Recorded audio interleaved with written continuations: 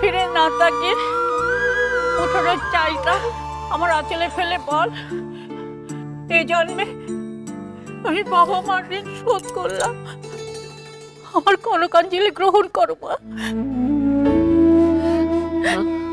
মা, ও মা, বলছে এই কথাগুলো না বললেই নয়। মা বাবার ঋণ কি শোধ করা যায় এই জন্মে? থাক না বড় বৌমা, এতদিনের নিয়ম কানুন সব পাল্টাতে বসলে নাকি? চিরকাল যে চলে এসেছে, তোমার কথায় বদলাতে যাবো আমি? কলি, যা বলছি বল।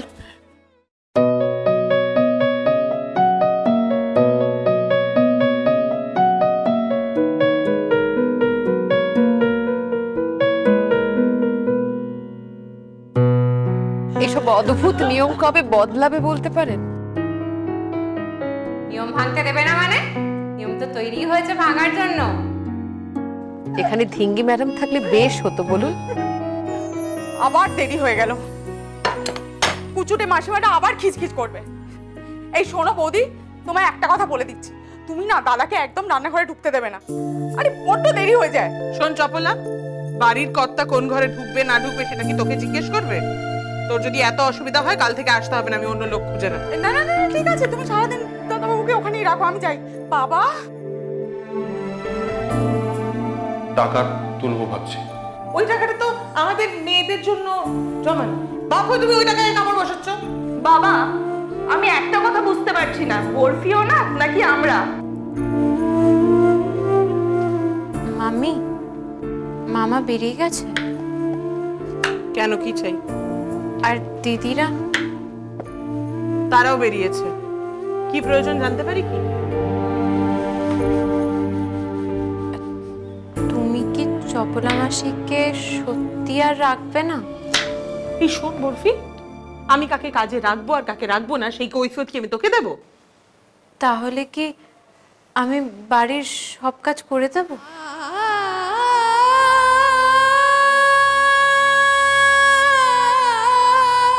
কি বললি? চপলা মাসির জায়গায় আমাকে রাখবে মামি? আমি সব কাজ শিখে নেব, রান্না করা, বাসন মাজা, কাপড় কাচা, ঘর ঝাড় দেওয়া, সব কিছু। ভোরবেলায় উঠে সব কাজ সেরে আমি কলেজে যাব। চপলা মাসিকে যেই টাকাটা দিতে, সেটা তাহলে বেঁচে যাবে। সেই টাকায় কলেজ ফি হবে না মামি?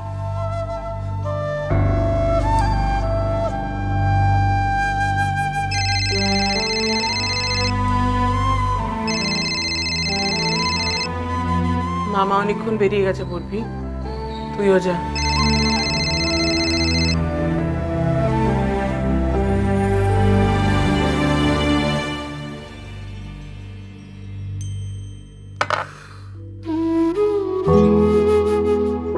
ধিঙ্গিটাকে কি একটু বদমাইশি করতে পারলে না ঠাকুর? তাহলে তো ওর উপর আমার রাগ করতে একটু সুবিধে হতো। বলে কিনা বাড়ির কাজের মেয়ে হবে।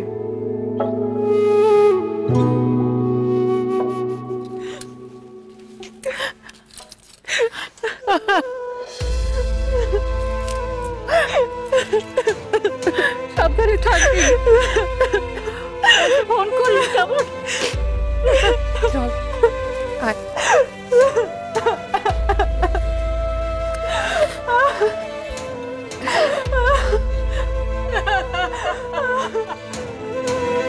আর কাঁদিস না, আর কাঁদিস না কবি।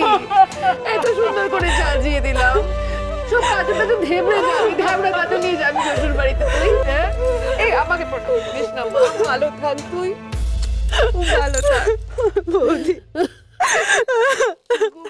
12টা বেজে গেল প্রায়, এখন বেরোনো দরকার। কলিরা কখন বেরোবে বলবে? আমার কাজ আছে। ওদের বেরোনোর টাইমটা জানলে আমি আমার শিডিউলটা গুছিয়ে নিতাম।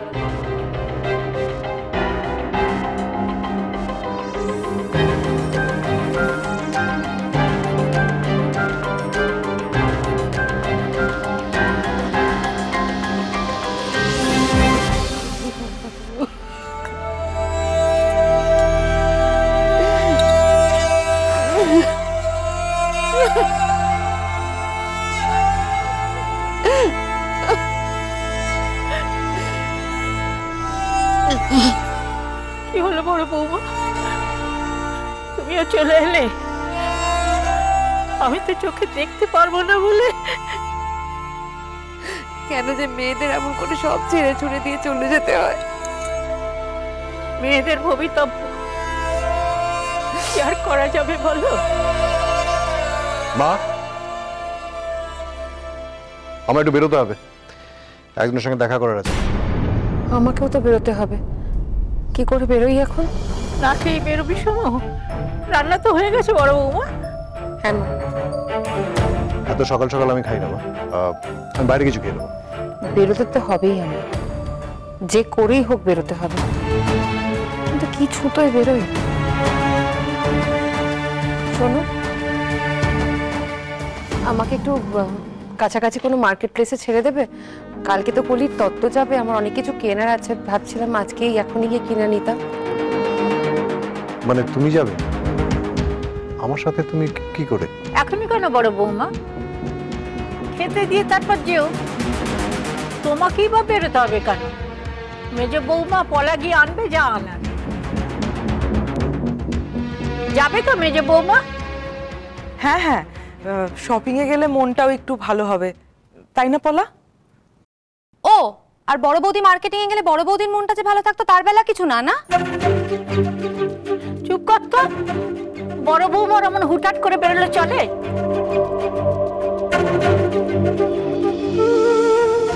তাহলে তো হয়ে গেল মা, সই কোথাও বেরোচ্ছে না। আমি গাড়ির চাবিটা নিয়ে আসছি। বড় বৌদি, কি কি কিনতে হবে বলো? তত্ত্ব সাজানোর জিনিস, বুঝলি তো?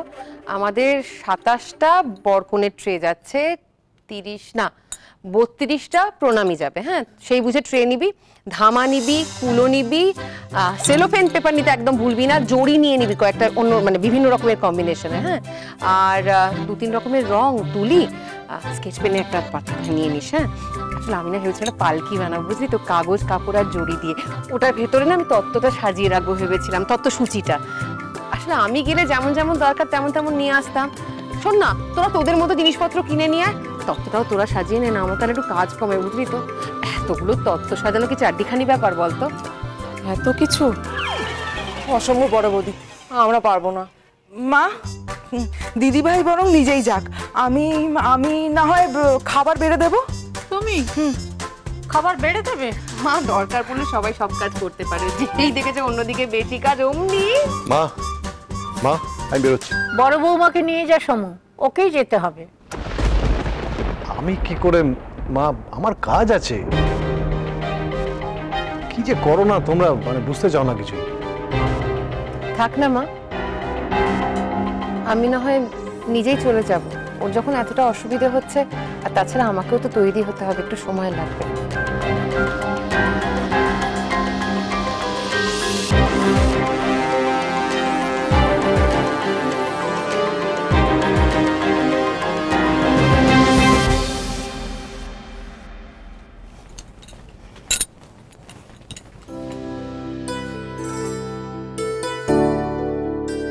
আমি পাশ করেছি, আপনি উপর থেকে দেখতে পাচ্ছেন তো সব। পরীক্ষা দিতে যাওয়ার আগে আপনাকে বলে গেছিলাম, আশীর্বাদ চেয়েছিলাম। জানি না আশীর্বাদ করেছিলেন কিনা, তবে আমি সফল হয়েছি। ওই দেখো, আমার ফটোর সামনে দাঁড়িয়ে বিড়বিড় করছে। আর আমার এই 4 দেয়ালের মধ্যে আটকে রাখতে পারবেন না। তো মালাও পড়াচ্ছে না, তাহলে বলছেটা কি? বল না, বউটান বাড়ির বউদের মনে কি থাকে? এই যেমন আমি প্রতিদিন দেখি তুই নিয়ম করে ঠাম্মির ছবিতে মালা দিস, কিন্তু মালা দেওয়ার পর আমি খেয়াল করেছি 10 মিনিট ধরে বিড়বিড় করে কি সব বলিস। কি বলিস? তুই বুঝবি না, তুই যদি আমার বন্ধু হতি তুই বুঝতে পারতিস। তুই তো আমার বন্ধু নোস, তুই আমার দেবর, লক্ষণ, এই বাড়ির একজন।